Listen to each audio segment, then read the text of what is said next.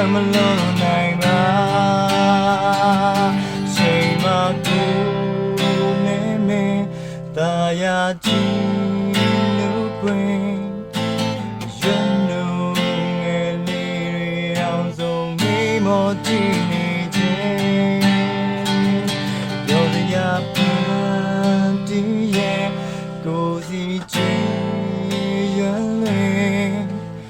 လောကဒဏ်တရားမှာအပြင်းပြန်များစွာပြေးထွက်မလို့နိုင်ပါ